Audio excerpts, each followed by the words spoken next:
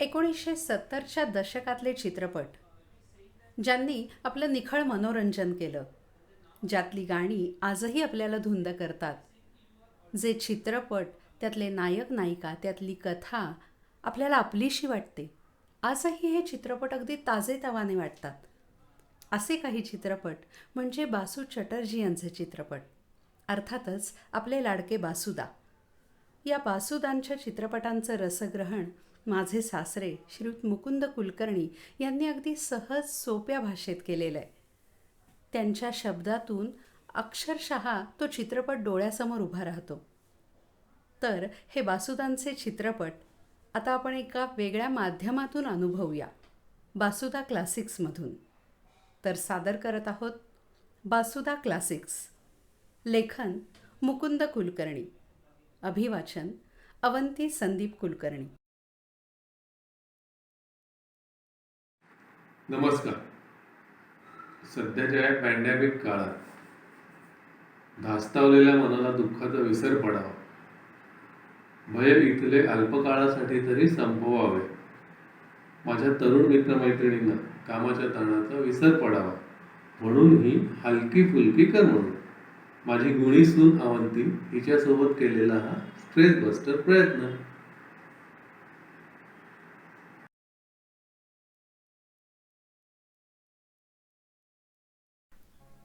चित्तचोर. लेखन मुकुंद कुलकर्णी, अभिवाचन अवंती संदीप कुलकर्णी. बासुदांच्या पोतडीतील आणखीन एक मौल्यवान चीज, चित्तचोर. रजनीगंधा, छोटीसी बात अशा सदाबहार चित्रपटांच्या यादीत भर टाकणारा तेवढाच सुंदर सिनेमा चित्तचोर. या चित्रपटात अमोल पालेकर सोबत आहे झरीना वहाब, सोबत आहेत दीना पाठक आणि ए के हंगल हे दिग्गज, आणि विजयेंद्र घाडगे आणि छोटा दीपू, राजू श्रेष्ठ. आवर्जून उल्लेख करायचा म्हणजे रवींद्र जैन यांचे संगीत, येसुदास आणि हेमलता यांची सुश्राव्य गाणी. ताराचंद बडजात्या निर्मित राजश्री प्रॉडक्शनचा हा सिनेमा सुबोध घोष यांच्या बंगाली कथेवर आधारित आहे. रजनीगंधामध्ये निशिगंधाच्या फुलांचे जे स्थान, तेच स्थान संगीताचे आहे या चित्रपटात. बासुदांची ही रोमॅन्टिक म्युझिकल प्रेम कहाणी. या चित्रपटात बासुदा आपल्याला शहरी वातावरणापासून दूर, निसर्ग सौंदर्याने नटलेल्या शांत वातावरणात घेऊन जातात. कथा टिपिकल मध्यमवर्गीयांची आहे. बासुदांची पात्र सुशिक्षित, सुसंस्कृत असतात, मग पार्श्वभूमी शहरी असो वा ग्रामीण. इथेही प्रेमकहाणीला तिसरा कोण आहेच, पण बासुदांचा तिसरा कोणही नेहमीच सभ्य, सुसंस्कृत आणि पापभीरू असतो. बासुदांचे चित्रपट आपल्याला निर्मळ प्रेमकथा, रोमॅन्टिक कॉमेडीची सुंदर अनुभूती देऊन जातात. पाचगणी महाबळेश्वर इथे चित्रित झालेला हा चित्रपट निसर्ग सौंदर्याने नटलेला आहे, आणि त्याला साथ आहे कर्णमधुर संगीताची. विनोद आणि गीता यांची प्रेमकथा निसर्गसुंदर मधुपूरच्या परिसरात संगीताबरोबर बहरते. हेडमास्तर पितांबर चौधरी यांची पत्नी आणि मुलगी गीता यांचे हे सुखी कुटुंब. मध्यमवयीन चौधरी दंपतीचे गीता हे शेंडेफळ.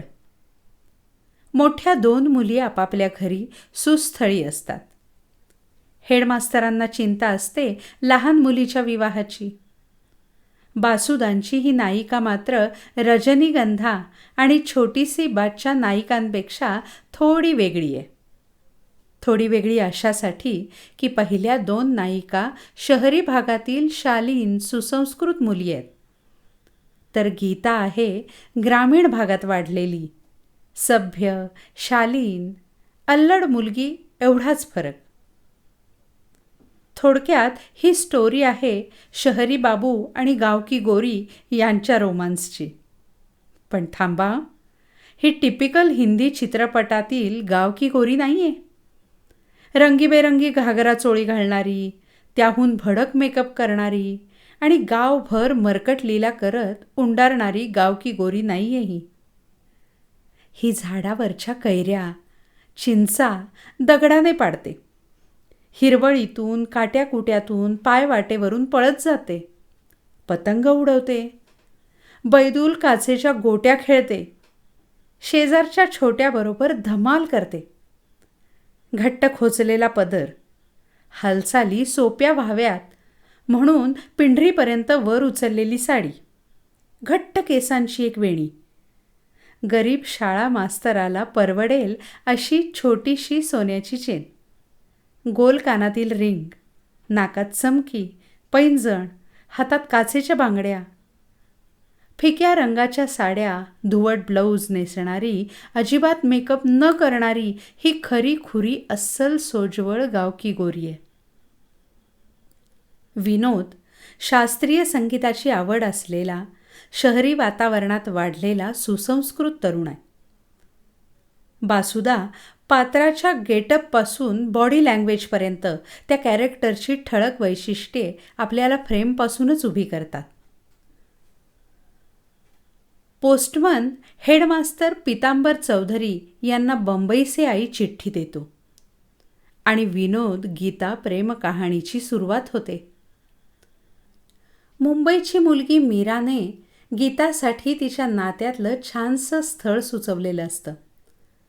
जर्मनीतून इंजिनिअरिंग पास करून महिना 2000 असा घसघशीत पगार देणाऱ्या सरकारी नोकरीत असतो मुलगा. मुलगी पसंत पडल्यास काहीही अपेक्षा नाहीत, ही जमेची बाजू असते. मधुपूरला नदीवर होणाऱ्या मोठ्या पुलाच्या कामावर मुख्य अभियंता म्हणून नेमणूक झालेल्या सुनील कृष्ण सोमवारी मधुपूरला पोचतो आहे. त्याला वास्तव्यासाठी एखादा छानसा हवेशीर बंगला तुमच्या ओळखीने बघून ठेवा. अंगणात फुलं झाडं असतील तर उत्तमच. गीता त्याला आवडली तर सगळं जुळून येईल. गीतासाठी याहून चांगलं स्थळ मिळणार नाही. मुलगा प्रगत, आधुनिक, स्वतंत्र विचारांचा आहे. गीताबरोबर बोलायला फिरायला प्रतिबंध करू नका. एकमेकांना जाणून घेऊ दे दोघांना. गीताला जरा अल्लडपणा कमी करून त्याच्याशी मर्यादशील वागायला सांगा. ही संधी घालवून चालणार नाही. आम्हा तिघी बहिणींमध्ये गीताच होईल श्रीमंतपतीची राणी, असा मजकूर असलेल्या त्या पत्राने कथानक चांगलाच वेग पकडतं. मधुपूरच्या स्टेशनवर ट्रेनमधून उतरतो एक देखणा तरुण. हेडमास्तर रिसीव्ह करायला आलेले असतात. टांग्यातून घराकडे जाताना पहिल्या दृश्यातच विनोदचे संगीतप्रेम आणि त्याचा मन मोकळा हजरजबाबी स्वभाव प्रेक्षकांवर बिंबवतात बासुदा. खेड्यामधले घर कौलारू अशा गर्द झाडांच्या राईत लपलेल्या उतरत्या छपराच्या प्रशस्त कौलारू घरासमोर टांगा थांबतो. इंजिनियर साहेबांची राहण्याची व्यवस्था मास्टरजींनी इथे केलेली असते. हा ब्रिटिशकालीन प्रशस्त बंगला छोटीसी बातमधील कर्नलच्या बंगल्याची आठवण करून देतो. मास्टरजींची बायको गीताच्या अल्लड मनाची हळूहळू तयारी करून घेते. आता तुला बघायला मुलं येतील. अवखळपणा सोडून जबाबदारीने वागायला शिक, असा उपदेश त्या मुलीला करतात.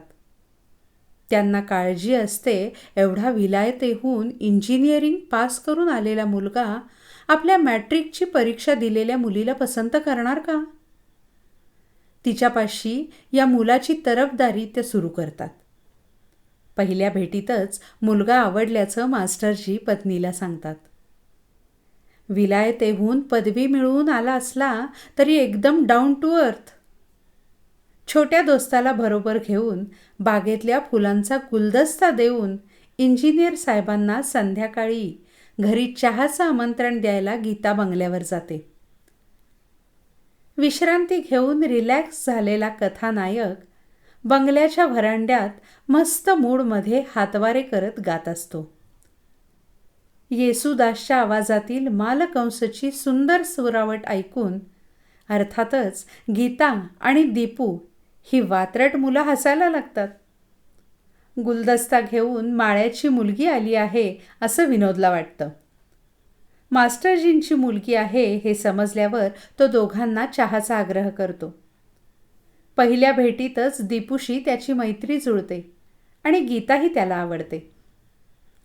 शास्त्रीय संगीत विनोदला मनापासून आवडत असतं. जीवनातील सर्व रसांचं यथार्थ वर्णन करण्याची क्षमता संगीतात असते. जसं की दिवस कलायला लागल्यावर संधी प्रकाशात निळ्या रंगांचं आकाश नारिंगी व्हायला लागतं. सगळीकडे नीरव शांतता पसरते. पक्षी आपापल्या घरट्याकडे परतत असतात. थकले भागले श्रमिक घराच्या ओढीनं पावलं उचलत असतात. त्यावेळच्या मनाच्या कातर अवस्थेला यमन कल्याण बरोबर पकडतो. दबलेला अवरोह, तीव्र शुद्ध मध्यम आणि निषादचा लपंडाव हे सगळं गीता दीपू जोडीच्या डोक्यावरून जातं. त्यांच्यासाठी हा ओव्हरडोस असतो. गीता स्वच्छ सांगते, असलं आ ऊ रागदारी मला अजिबात आवडत नाही. ढोल ताशांच्या साथीने पायात वीज खेळवणारं झिंगाट लोकसंगीत आवडतं मला. हळूहळू तिघांची गट्टी जमायला लागते.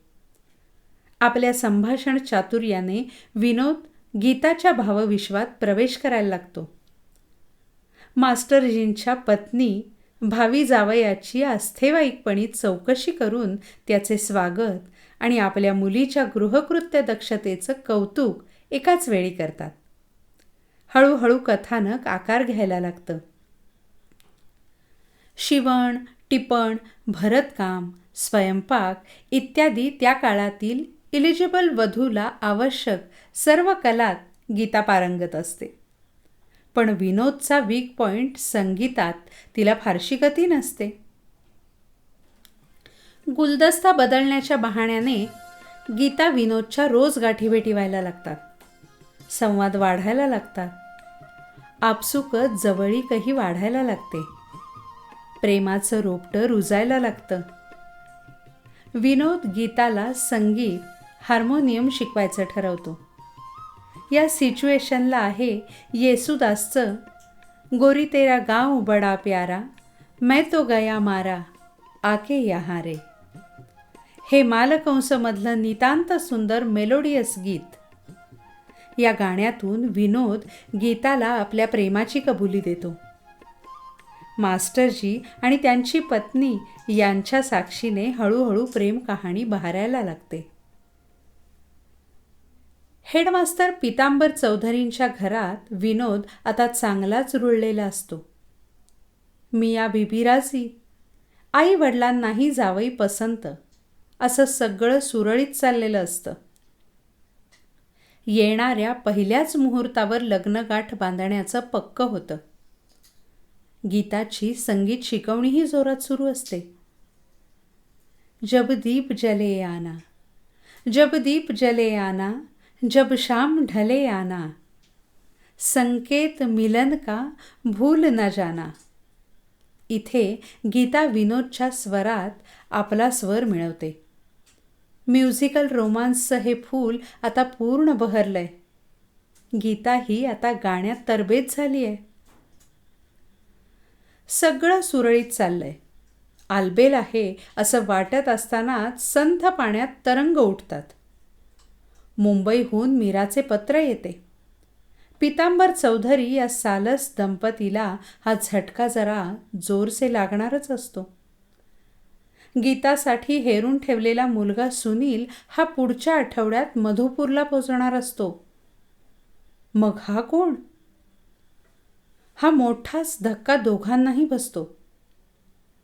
हबकूनच जातात दोघंही.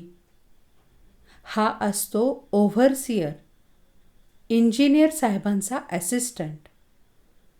हा सुनील कृष्ण नाही.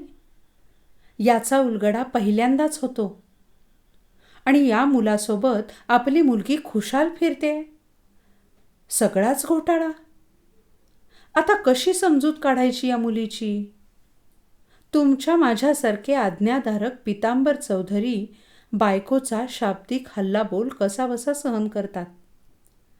या मुलीने अजून मुलाचे नावही कसे माहिती करून घेतले नाही. सगळे प्रश्न उभे राहतात. मीराने सुचवलेला मुलगा हा नाही हे गीतालाही समजतं. गोंधळून जाते बिचारी. आता त्याला विसरायला हवं हे आई सुचवते. पण शक्य आहे का हे गीतासाठी? उद्यापासून त्याला भेटणं बंद. चित्राचे सगळे रंग विस्कटतात. रंगाचा बेरंग होतो. आपला हिरो मात्र अनभिज्ञ. या आलेल्या वादळाची त्याला सुतराम कल्पना नाही. पुन्हा रेल्वे स्टेशन आणि पुन्हा एंट्री तिसऱ्या कोणाची. रुबाबदार इंजिनियर साहेब सुटाबुटात उतरतात स्टेशनवर. पितांबर चौधरी विनोदशी फटकून वागायला लागतात. दोघेही सुनीलला स्टेशनवर रिसीव्ह करतात. चौधरी दंपती आता सुनीलच्या सरबराईला लागते. आणि हो, आता पहिल्या भेटीत तोच इंजिनियर सुनील आहे आणि मीराच्या ओळखीतला आहे याची खातरजमा करून घेते.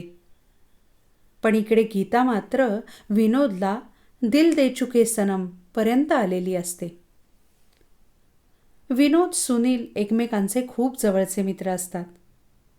विनोदसाठी सुनील फक्त वरिष्ठ अधिकारी नाही, फ्रेंड, फिलॉसॉफर, गाईड असतो.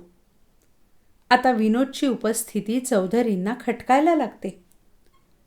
विनोद गीताला आपली भावी पत्नी गृहीत धरून चाललेला असतो. चौधरी कुटुंबीय आणि गीता यांचे गुणवर्णन तो सुनीलपाशी करायला लागतो. सुनीलही गीताकडे भावी बायको म्हणूनच पाहायला लागतो. विनोद गीतामधील नाजूक भावबंधाची त्यालाही कल्पना नसते. दोघांनाही आवडायला लागते गीता. सगळीच गुंतागुंत.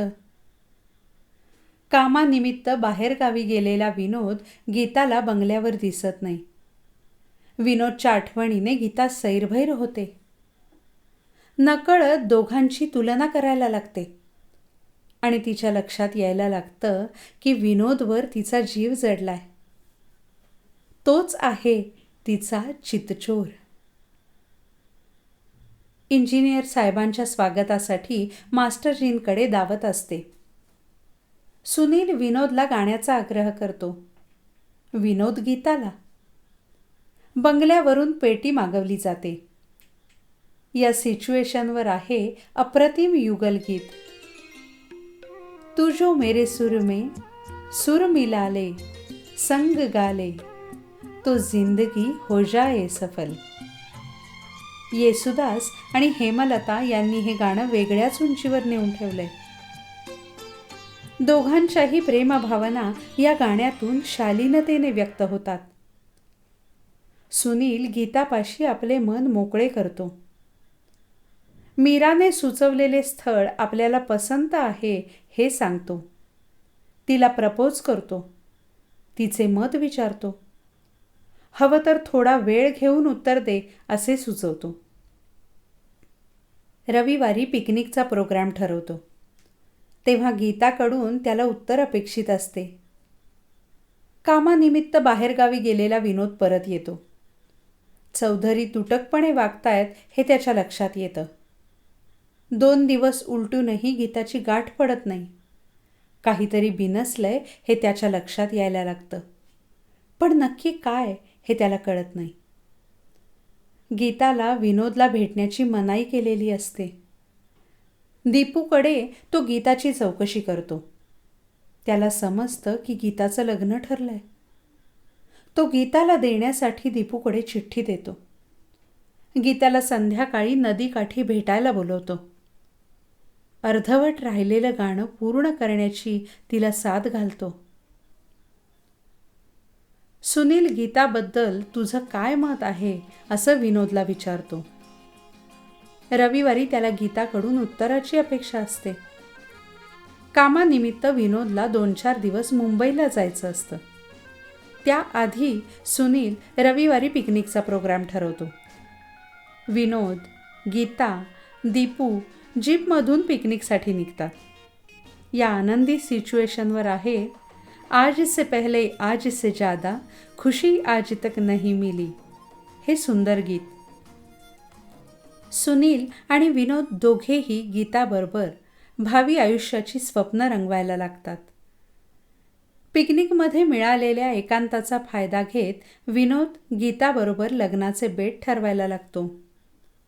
गीता पुरती अस्वस्थ झालेली असते. लग्नात असं काही मागू नकोस की जे माझ्यासाठी अवघड असेल, असंही तो गीताला सांगतो.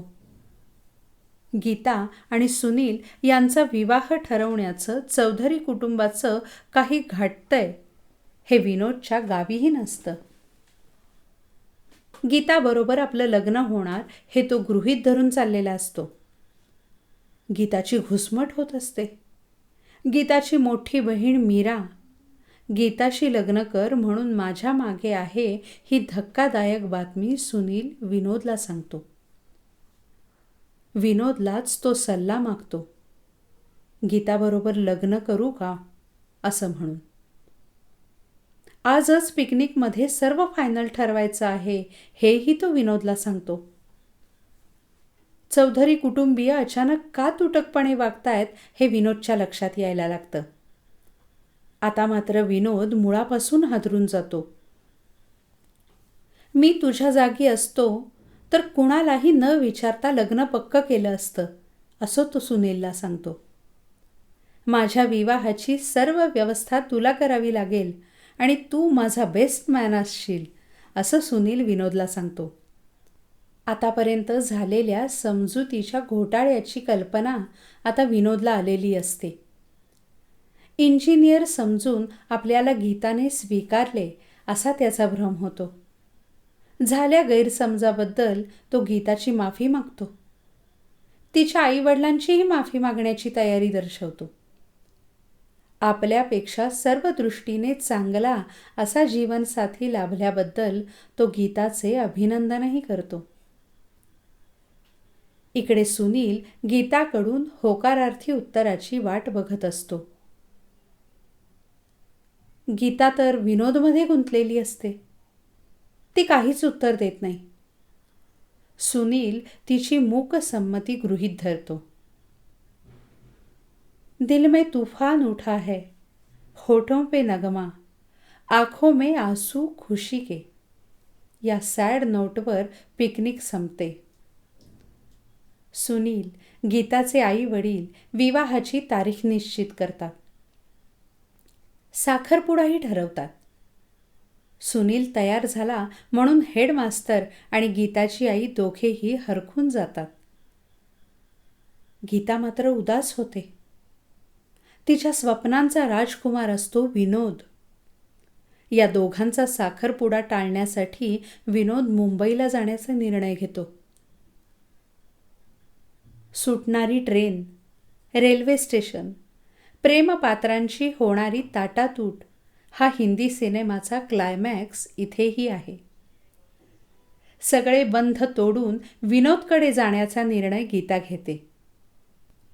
जाणाऱ्या विनोदला थांबवण्यासाठी दीपूला सोबत घेऊन गीता स्टेशनवर जाते.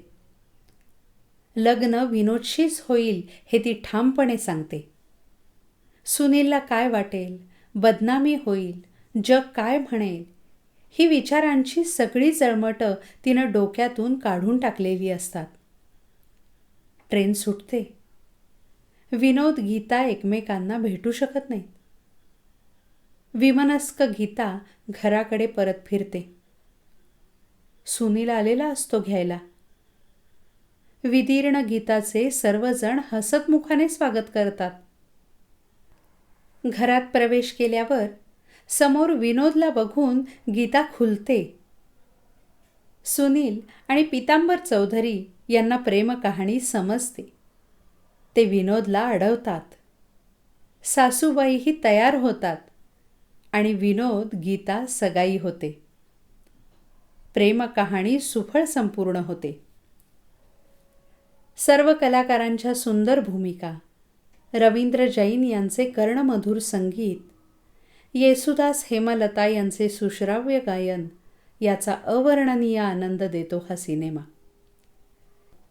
हिंदी सिनेमात दुर्मिळ अशी म्युझिकल रोमॅन्टिक लव्ह स्टोरी दीर्घकाळ स्मरणात राहते. प्रत्येक वेळी नवा आनंद देते. लेखन मुकुंद कुलकर्णी. अभिवाचन अवंती संदीप कुलकर्णी.